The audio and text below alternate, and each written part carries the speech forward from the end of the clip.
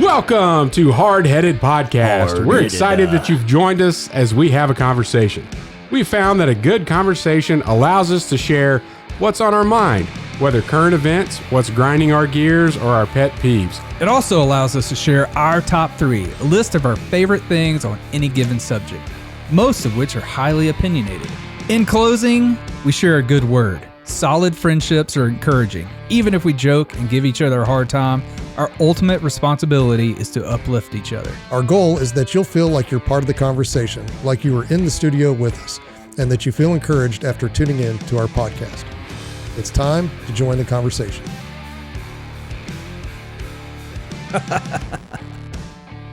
Man, I love that intro. All right, welcome. Thank you for listening today. Hey, I wanted to bring up something real quick before we get started. If you guys are listening, we would really appreciate it if you would go rate and review our podcast wherever you listen to it. The review part where you write something. Yeah, don't just click the stars. Positive. The stars are wonderful when you click 5 of them, but it would be really awesome if you could go write some words about how much you love this podcast. That'd be great. So let's get started. Today we are going to hear what is on Matt's mind. Then we're going to jump into the top 3. It is top 3 things to do with your wife in public. Your spouse.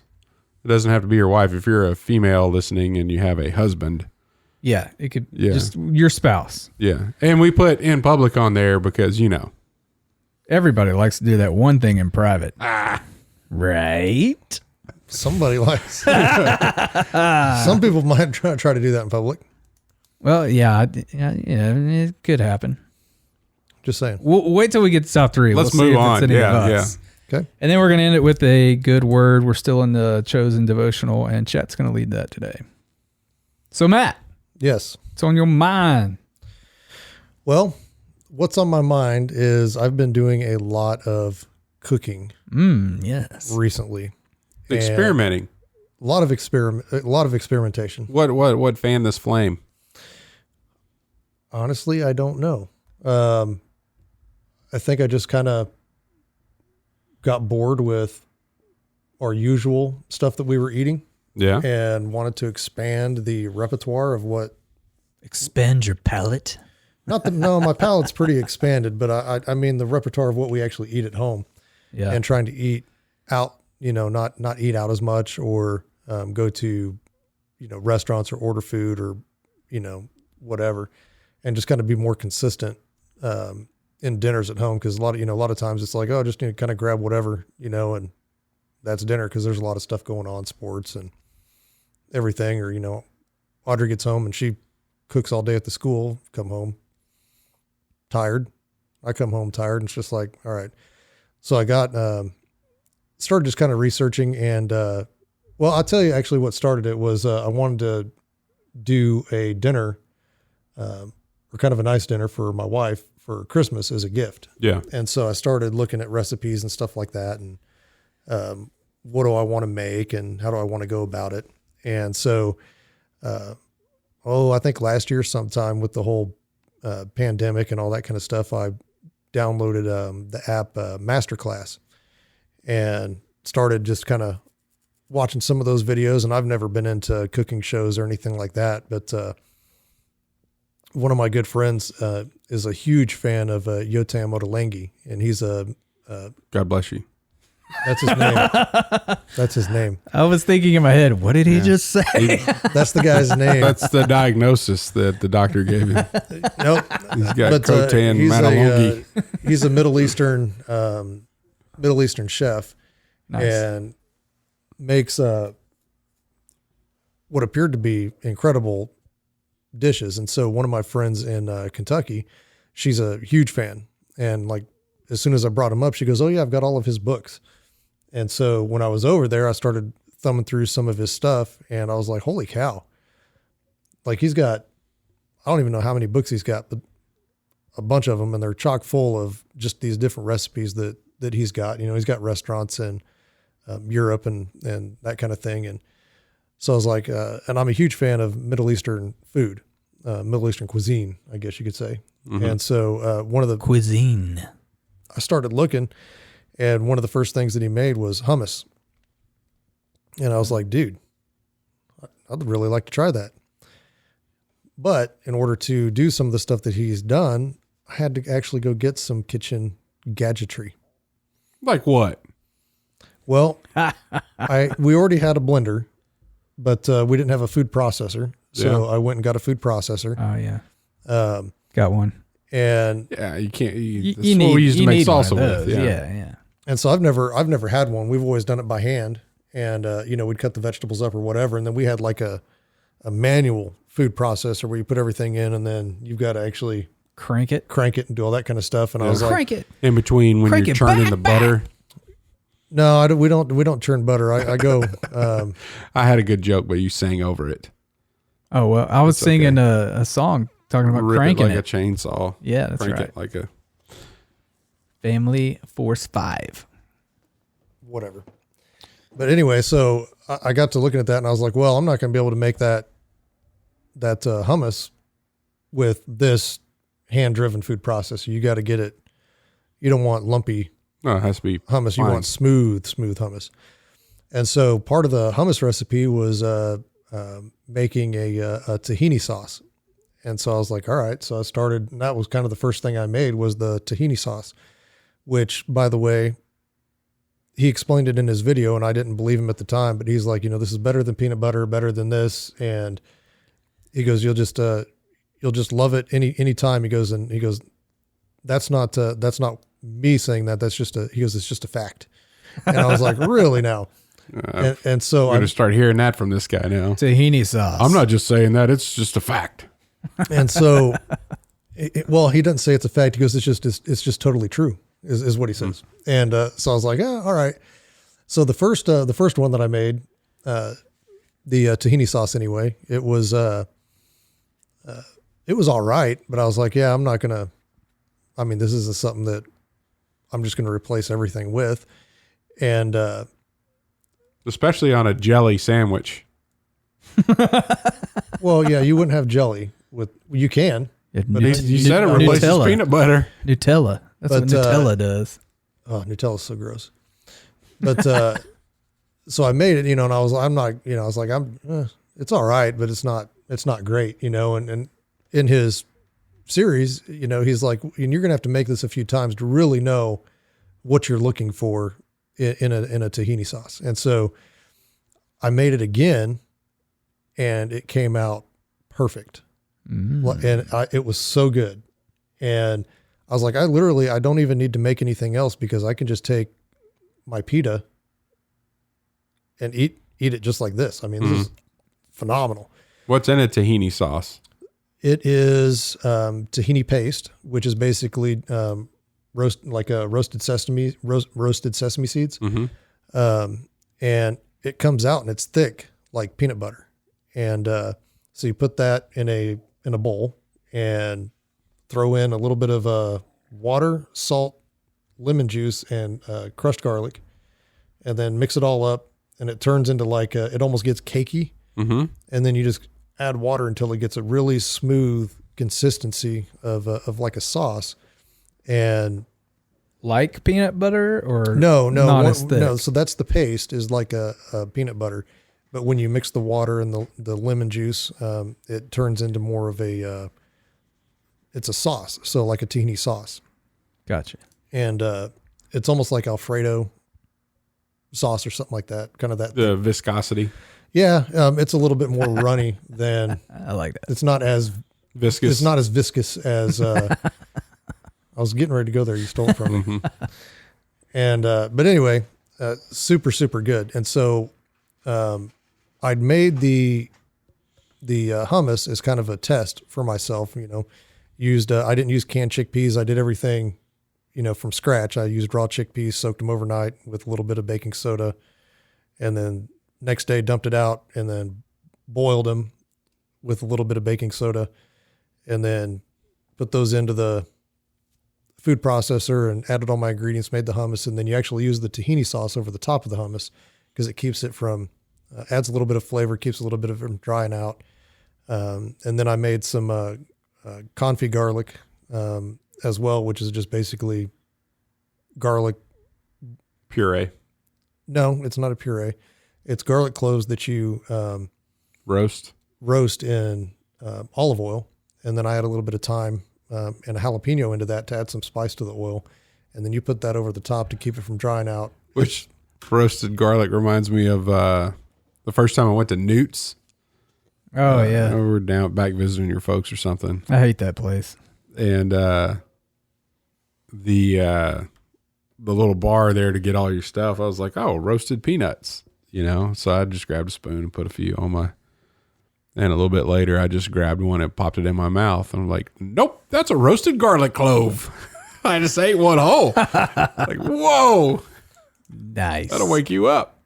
So when you actually do a confit garlic, it takes that sharpness out of it, and you can actually eat those by themselves, and you can actually get the sweetness and the other. It's still got a garlicky flavor, but it's not sharp. Yeah, it's not overwhelming. It's a very nice. it's overwhelming smooth. when you're expecting a peanut. It is. It might be. But anyway, Oh, I love garlic. so I made that, and then that was kind of like the test of myself. Okay, how hard are these recipes to follow? And then got further into it, and my wife likes eggplants, and I'd never even had one before. So for her Christmas present dinner, I made a carpaccio out of venison, which is just really thin sliced venison, and then you cook it, quote, in lime juice, and then add a little bit of oil and vinegar, balsamic vinegar, and as a appetizer, and then made the eggplant salad and salmon and prawns in a spicy tomato sauce for the main portion. And then I did a labna, which is basically just you take full fat plain Greek yogurt, and put it in a what do you call that? Like a colander. Strainer. Kind of like a strainer, but with cheesecloth, and then you let all the moisture, you mix that with a little bit of salt, let all the moisture drain out of it so it becomes really thick.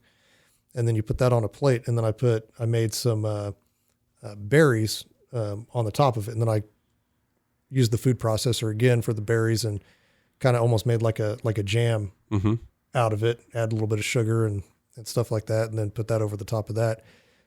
The kids ate that, and my wife ate that over the course of 2 days. And I mean, it was a huge platter, but I kept going back to that tahini sauce. Yeah. Because it would just be like, I mean, you take a dip of it and you'd be like, it's just an addictive taste. And so, I went through that bag of pita quick. I'd be like, man, I need a snack. Oh, that's what I'm getting. So you started with that, and then you've just gone crazy with. You've done shrimp Creole. You've done. Well, yeah. The shrimp Creole, I mean, that's always kind of been a staple. That's something that I learned how to cook and I make very well.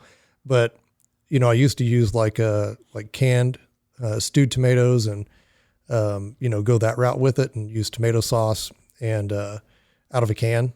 And so this last rendition that I went through, that spicy tomato sauce that I used with the salmon and prawns, I said, man, this would be a really great thick base for the Creole. And so I changed a few of the flavors because I didn't want a Middle Eastern flavor in there. So I, took out the caraway and but I still used because he starts it with peppers and like red peppers, which you can't find anywhere right now. Anywhere. You can only find like jalapenos. But cut those up, slice those real thin, put some oil and some garlic and mix all that up, and then add your tomatoes. And so I made my own like real tomato sauce with it, and then put everything in there get it going, and then add the shrimp, very last, and let it cook for a couple of minutes because it cooks real quick. Yeah. And then, serve that over rice, and super good. I mean, that transformed that dish. It was awesome. What's next? Well, the Mr. Chef. next thing that I did was Chef Amos was actually it's called Going Shrimp. And for the uncultured out there, shrimp curry. But in my sorry, listeners that use the term curry, in my pursuit of culinary perfection, no, your pursuit of snooty, whatever. Yeah, it's important to know the terms, and I don't want. You're drinking with your pinky up now. No, not yet. Now he's Chef Sweet Pea. Yeah, Chef Sweet Pea. I do that with my coffee now, though, because I have my fancy coffee machine. But and I actually learned from watching some of these videos. So I went through all of Ottolenghi's masterclass, Yeah. and I've watched it, every one of them probably 5 or 6 times, just because he's so passionate about what he's making. It's fun to watch. And I remember back in the day, there'd be a cooking show on, be a boop, Yeah, boop, change the channel, boop, change the channel. What are we watching? Why are we doing that? Nope, change the channel. And now I'm the one looking at him like, man, I love watching them. that's awesome. I don't like the cooking competition shows because The only one I like is MasterChef. I don't even know if it's on anymore, but yeah, I don't know. I quit watching it around COVID, but we watched every season up until then. It was great. And I never really got into those either, except recently I've been watching a lot of Gordon Ramsay stuff because I've gained some respect for the guy as far as doing what he does. He actually went out and killed some animals and prepares them. And I was like, all right, I figured he would be dang near vegetarian, because I didn't know anything about him, and he's absolutely not, and he doesn't care. He's not. He really doesn't care what anybody thinks, does not care At all. and goes out. He's very vocal about it too. Yeah. And so I started watching some of his stuff, and then he's actually got a couple of classes on Masterclass. But there was another one, and she was How to use the F-bomb in a kitchen. No, that's his show. That's his show now. F-bomb kitchen or whatever. Hell's Kitchen. That one gets there, but his tirades on some people are pretty funny. Yeah. But because we're talking about food, and he's like, we're going to war, the people out there are the enemy, and we've got to get them fed and get them out. And, but anyway, so I was looking at some of the Indian, cooking, and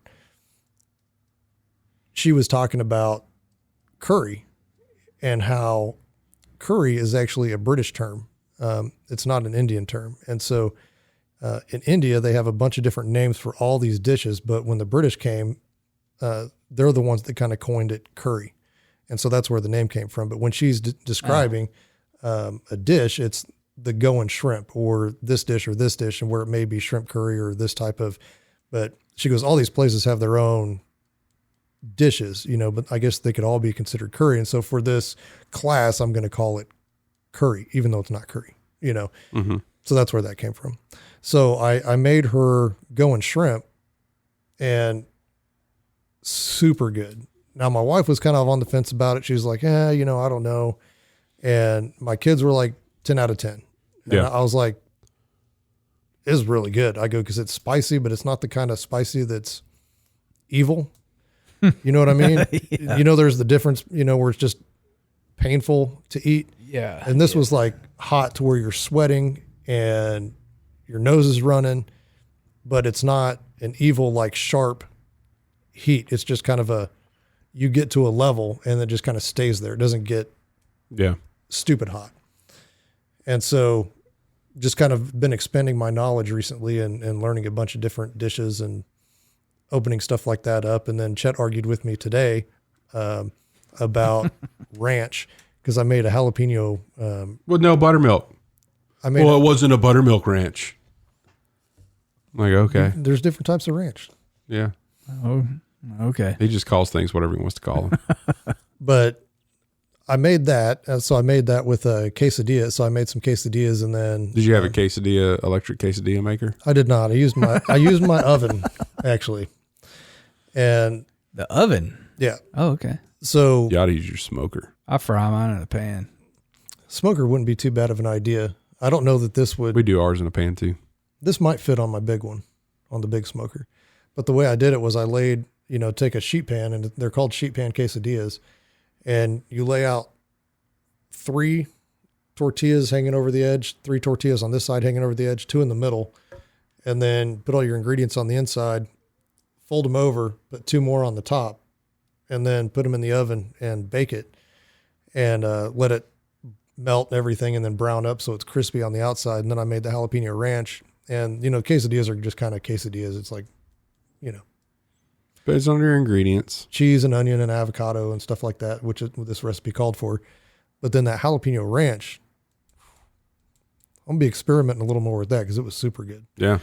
But just kind of expanding the knowledge base to take some of the pressure off my wife from having to cook all the time. And Do you clean up after yourself? so for me, what I do is when I'm done with something, I immediately rinse it off so nothing's caked on. There's no mess to have to try to scrape anything off of, Yes. so that it's very easy to either A, put in the dishwasher, or B, soap up real quick, wash, dry off, and then the kids help with that. Yeah, I clean as I go when I'm cooking, and I'm teaching my 2 oldest to clean as they go too. Mm-hmm. It's important because you can end up with a Dude, it's a pile nightmare. of dishes quick. Yeah, depends on what you're cooking for sure, but yeah.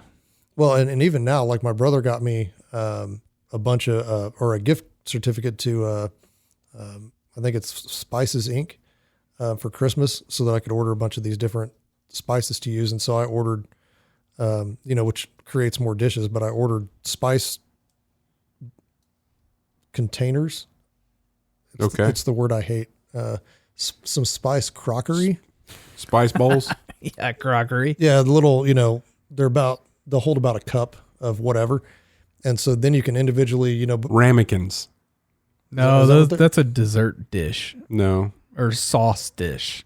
You can use it for sauces, desserts. Or dry spices. But he's talking about that hold just like one yeah, cup. but I think they actually are. When I ordered them, I think that's actually what they were called, was ramekins. Oh, all right. I stand corrected.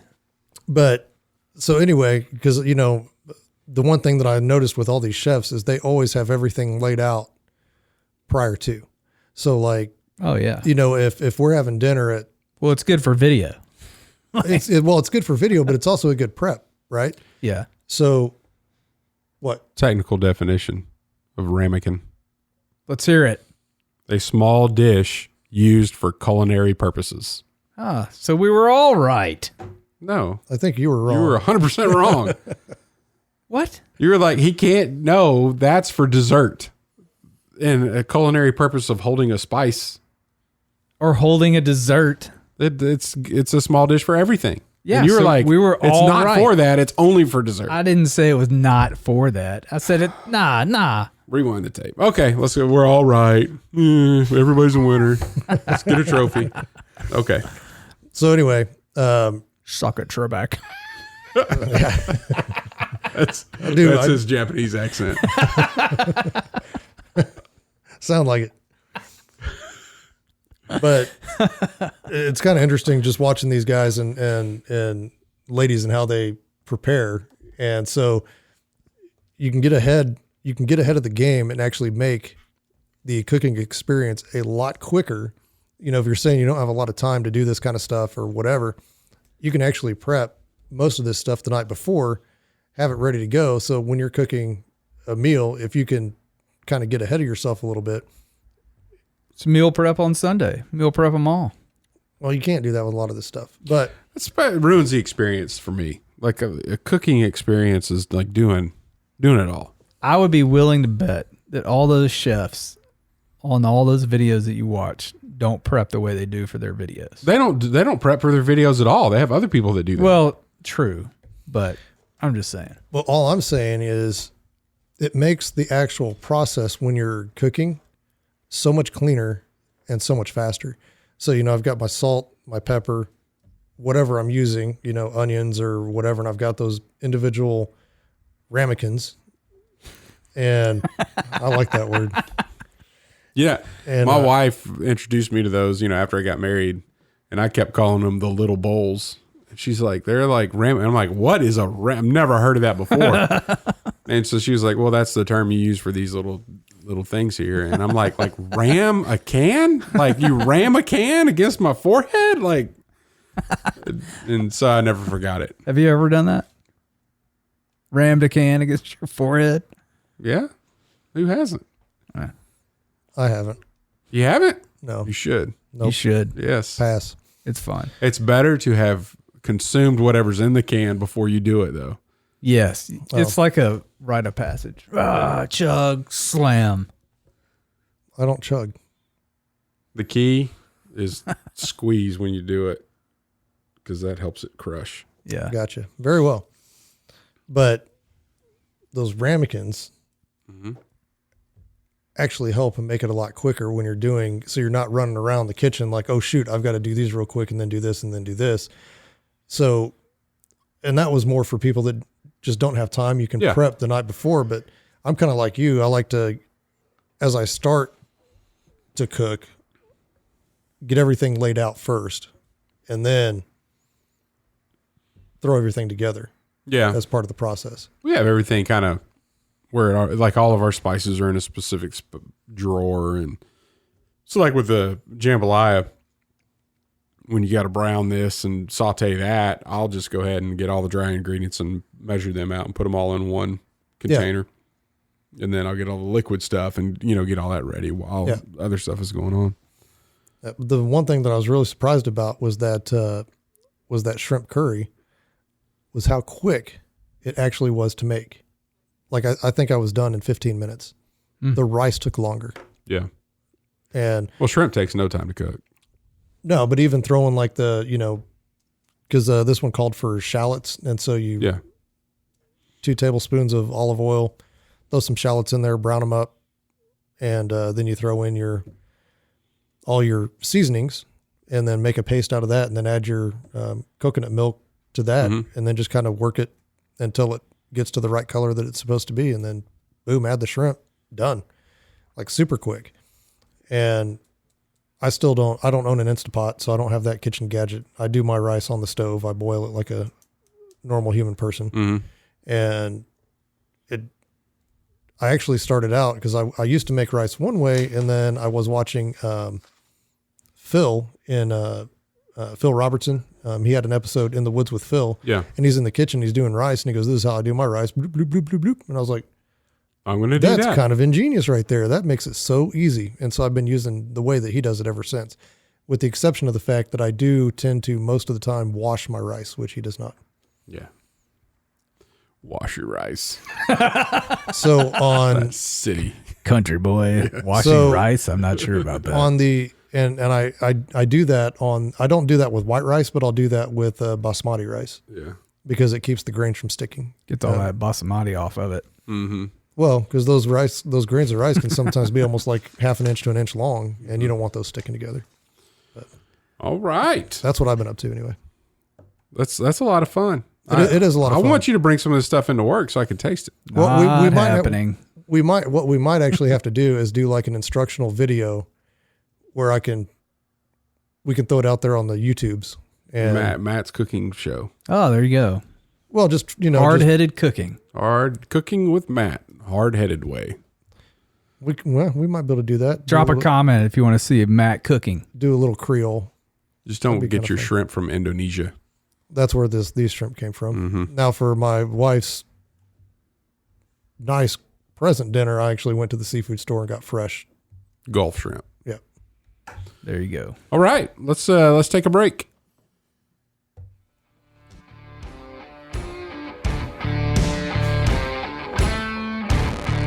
(1783) The first victory. Victorious in war, this year sees America earn her independence. At Admiral's Pennant, we celebrate victories at the end of war. 1783 is the first of many such celebrations in our nation's history. This is an elegantly refined blend of sandalwood, cedar, and tea tree. The subtle, lingering, woody scent of the sandalwood, light cedar, and the top notes of tea tree is the essence of masculinity, honoring the men who fought and continue to fight to provide us our independence. Check it out at admiralspennant.com. Without it, you might as well shave. All right, we're back. All right, excited about this because I can't wait to hear what you guys do with your spouse. I'm interested in what you're going to say because you alluded to like nothing. Pretty mediocre over here. Okay. Not a very exciting list. So, we'll start with Matt. Okay. Well, we're kind of the same way. So with kids and work and stuff like that, there's not and me traveling with Winter Wear Outdoors or, various places that I go, a lot of times we're too tired to really go do anything. So it's just nice to just kick it at home. But if we're going to go out, which is what the task is. Yeah. Yeah. Out. In public. Yes. In public. Top 3 things to do with the spouse in public. And and I think, what are we? We're not too far away from Valentine's Day. So this 4 days. So this might be some good ideas out there of things to do. Tips. And one of the things because, like I said, my wife and I really don't go and do too much. So this is kind of a list of, hey. Maybe this is what we should do. And I actually did approach her with this a couple of weeks ago. And that's number 3 on my list. And that would be what I've been doing or what I talked about for apparently way too long, a cooking class. And I did find locally that the Coke Art, whatever Mark Arts. Is that what that is? Mm-hmm. They actually do have cooking classes and they do wine tasting classes and stuff like that. Or, and if they have a cooking class, I notice at the bottom of every one of them, it's like, if you feel the need, bring a bottle of wine. They have wine pairing classes too. They'll pair with your food, or they used to. Huh. Well, and I saw some of that. But your favorite word is in there a lot with the mask. And so that was interesting. Yeah. But that's something that I would like to do because I think that's something that she and I would enjoy. They have cooking classes with kids too. I did see that. And they've got like different stuff like baking classes or. Oh yeah. Well, they have all kind of arts classes as well. Yeah. Yeah. So anyway, that's number 3. Number 2, long range shooting. So long range shooting. So my wife and I went down to Barber Creek. This has been a couple of years ago. Yeah. And the only time that she had ever shot a gun or a rifle was with me. And the one time that I took her as far as shooting a rifle, we were at an indoor range and she's short. So trying to stand up or, trying to get the seat just right to shoot at this indoor range was a problem. And she was shooting my 30-06 and the first round sent her off the chair, and so that was kind of we're done shooting that, but she did enjoy, doing some shotgun type stuff.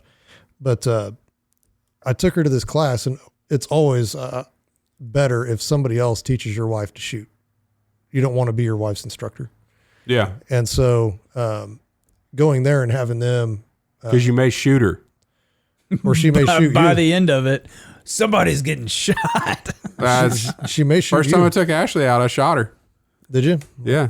You shot my sister? Yeah. What? I've never heard this. Yeah, she we went out to, back home. We were dating and like, hey, could take her out and ride the 3-wheeler and, bring the gun and whatever else. And so we're out there, messing around, driving to, having a good time. And I think I had my single 6 or my dad's and like, hey, we'll just shoot some of this, there's something there. I remember it being plastic. And so I'm like, hey, this is how loud it is. And well, my dad had rat shot in it and man, I hit that, whatever it was. And it just completely straight up ricocheted right back. She's like, I'm like, what?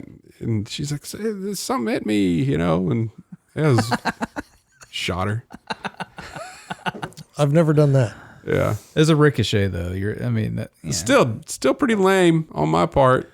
Yeah. I'm glad it wasn't the first date. It would have probably been the last. I don't know. Her first date, she did not have a good time. That's a different podcast. Different podcast. Yeah. First date experience. We're gonna have to get into that one. We can do that we're one fine. time because she needs to tell a story because I don't consider that a date.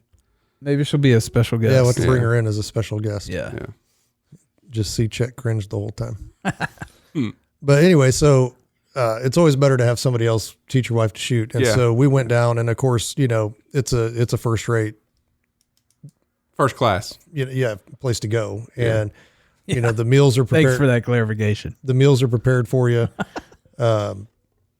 Breakfast, lunch, air conditioning, dinner, nice rooms, very comfortable setting. And, within the first day, she's popping targets at 1,000 yards and just having a heck of a time doing it. So that was a lot of fun to go, to go do with her. And then, number one, thing to do in public with the wife is, well, for me, it's my wife. Mm-hmm. Is I actually really do enjoy going to the kids' events with her.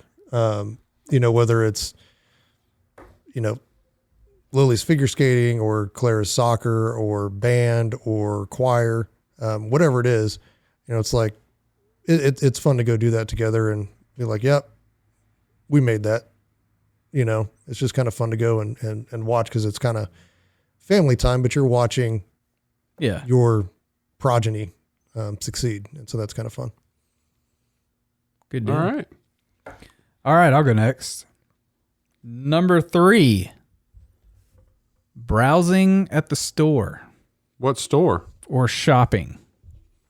Yes, we go shopping together.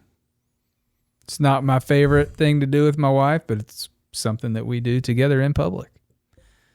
We've gone shopping or browsing. She likes to go to Hobby Lobby or Home Goods. Your wife is like a near professional shopper. Oh, she is. She's definitely a professional flipper. Like, buy something on Marketplace, Facebook, sell it for $30 more the next day. Yeah. Like, she does that all the time. Yeah, really good at that. So it's not my favorite thing to do, but she loves it, so I'll go with her. It's a good time. Number 2. We love to go eat. Go eat a nice dinner. Doesn't really even have to be a nice dinner. It's just good to get away from the chaos of our home, be alone, and just go eat something. Yeah? Yeah, something good. Where's your favorite place to go? Our favorite place, it changes depending on, we move a lot, so it changes. Whatever's close. Whatever's close. But right now, we love to go to Oak and Pie. Yeah? It's right down the street. They have such good salads and really good appetizers. Their pizza is pretty good too, but we go for the appetizers and the salads. Yeah. Yeah. They're actually better than pizza, I think. But the pizza is still really good too. Yeah. And then number 1, we love to just go to the movie. Movies. Yeah. We pick the movies. It has to be something that both of us really want to see, because we would rather, if we're going to be together, we'd rather have time to go talk and chat. But if we're tired and really just want to see this movie, man, we'll just go to the movie. So yeah, 1, 2, 3. Full. When you go to the movies, it's full popcorn and. Yeah, we'll split a drink and get a large popcorn usually. And if we go to the Warren, she'll usually get something off the menu from the diner in there. Usually fries. They come with different sauces and stuff. So, yeah. Cool. Pretty normal here. You share a drink? Yeah, because they're like $12. That's how you get COVID. Well, we both had it. That's how you get cooties. Yeah. That's funny. Yep. All right. I'll go. Number 3, a little bit more. You're a cricket. Yeah. Nobody cares. All right. Let's move on to a good word. Go ahead. Matt and his sound effects. That's great. Really, really looking forward to all of that. He's really repping that DJ job over there. I'm learning the buttons because I don't have them labeled. Not just shopping in general, but we've really enjoyed grocery shopping together over the last couple of years. That's just a good, and hopefully we go early on a Saturday before the stores get crazy. But we really enjoy our time out doing that, and get some meal plan. And normally all that's done on a list ahead of time. We'll sit down and talk about what we want to cook, what we want this week, and go do that. But that's a good time. Really good time. to spend together and get some things accomplished at the same time. Number 2, going out, but just for dessert. So the normal spouse date thing, if you're going to a restaurant or getting the stuff that you want, then there's never room. Like, I don't want to get dessert. Oh, blah, blah, blah. Too full, or I don't want to spend that much. But we found that, especially with Coco Dolce or something like that, you could spend your whole evening with the kids, have the dinner at home, all that kind of stuff, and then be like, all right, we're out. We're going to go. And that's a lot. Number 1, it's not that expensive. Number 2, you're not stuffed. And number 3, it's like it's just a date. Like, you're out there, get to talk, visit, and splurge a little bit on eating some good sweets. Number 1, hiking. And there's not a whole lot of that around Wichita, but whenever we travel, that's something that we enjoy doing, just getting out in the wilderness. But you could do that at home, walking the dog, getting out and spending some time like that. It's a lot of fun. Walk the dog. So, yeah, there you go. It's good. The hiking and the walk used to be fun. Well, it still can be, Matt. Nope. You get in your track chair. I think it's way too slow. Okay. Nope. So when we go on vacation to Colorado, there'll be days, it's just like, oh, we're going to go on a hike. And I'll be like, have fun. Yeah, see ya. Send some pictures. I'm going to go try to find a little spot to fish. And so they'll go do that. And then I'll find a little spot, go fishing. And then, we'll go and take the Ranger and go 4-wheeling. And that's what. Oh, yeah. That'd be fun. Because I can get back in there a lot further than the kids want to hike or any of that on the 4-wheeler. Yeah. Get up to some snow and do some summer sledding. Nice. All right. Well, if you like to do something different than we like to do with your spouse, drop a comment. Let us know. We'd love to hear from you. And now Chet's going to bring us a good word. All right. The word Endgame. Endgame. I guess that's all one word if you put it really close together. That's what they did in the book. Is this from Marvel or The Chosen? It's The Chosen. Oh, okay. Book 2. Endgame. Coming from Matthew chapter 4, verses 23 and 24, Jesus went throughout all Galilee, teaching in their synagogues and proclaiming the gospel of the kingdom and healing every disease and every affliction among the people. So his fame spread throughout all of Syria, and they brought him all the sick, those afflicted with various diseases and pains, those oppressed by demons, those having seizures and paralytics, and he healed them. Pretty amazing. We kind of talked about earlier that, I think it was just the last week, spending time alone that Jesus did that. And you could kind of see some of the stuff that he had taken on, and I just never, we talked about even the guy that was sitting at the pool for 38 years, and it just talked about him, like Jesus healed that person. But in this case, everybody that can bring somebody with any kind of ailment to Jesus, Jesus healed them. And he did that throughout all Galilee. And then you got to ask, why? Because we also know that we're all going to suffer, and he's not going to remove all of our suffering. Right. So what was the purpose of going around and healing people? Well, if you think about it, it's right there in the first part of what I read, that he went throughout all Galilee proclaiming the gospel to everyone. What better way to get people interested in what you have to say than by meeting their needs or meeting someone else's needs? Like, I got a cousin, I got somebody that's hurting or that's lame, that's blind, and I heard this guy can heal him. Let's go find out what's up. Let's go. And I think that's a fantastic story. Not fictional, but a way that we as believers should be behaving in a way that we're meeting people's needs to allow us an opportunity to share the gospel. Yep. And Jesus demonstrated that here. And the meeting the needs part was hard work. as far as everywhere he went, there were people that were probably just begging, hey, I need some help. I need some help here. And his crowd that was following was just getting bigger and bigger and bigger because of all this stuff that he was doing. I think it's also neat. So that's one thing, the primary, there's only two things here. Thank goodness. But the primary thing that he was doing was sharing the gospel. The secondary thing he was doing was meeting people's needs and healing them. If you look,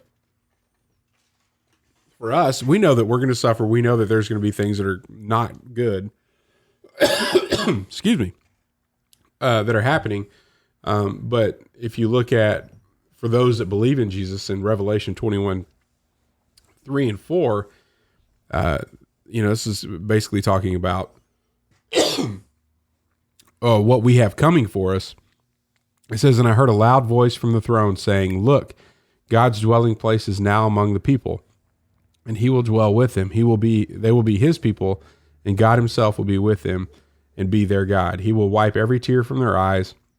There will be no more death or mourning or crying or pain, for the old order of things has passed away. But that's going to show that he can heal physical ailments that you may have, and Jesus did that while he was on his ministry, in a way to find people or people to come to him so he could share the gospel with them. But at the same time, the pain and suffering that we have today is still only temporary, and that ultimately, from an eternal perspective, he's going to heal everything that could be wrong with us, and that we will be in his presence forever. And I like that, how that verse 4 ends in Revelation 21, for the old order of things has passed away. So what we know today and how things can go wrong, and how we have loved ones that go through so much suffering and so much pain and end of life kind of things, that's the old order, and it will pass away. And when ultimately Jesus comes back and we're with him forever, it's not going to be anything like what we have today. Yeah. So something to look forward to. A lot of hope there. It's kind of, you think about it too. Because there's this lady that just popped up. I don't know, somebody shared her story, and she's only got maybe a month or month and a half, 2 months to live at most, and so she knows she's not going to be here, and so she's sharing her story, and she's like, here I've been on this earth, and had to deal with all this suffering and constant hospital visits and knowing, and last time she went in, they're like, hey, it's coming, maybe you may have a couple months left. And, and she kind of is using her story to bring people to Jesus. And if you read what she's saying, she's literally looking forward to going. And she goes, I'm not going to, there's not going to be a hole, in my heart where I'm going, but the people that I leave, there's going to be a small, right, people that miss me.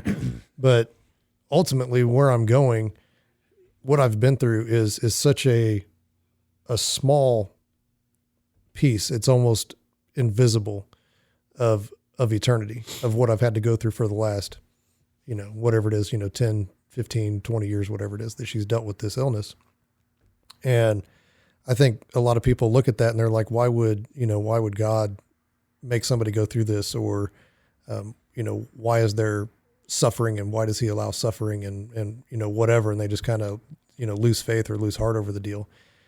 And I think that comes from looking at it from maybe from a non-eternal outlook. Yeah. Because that eternal outlook, this is so short of a time that we're actually here compared to where we're going, because you're looking at forever instead of, the last 75 years, which in earthly terms is a long time, but not in eternal terms.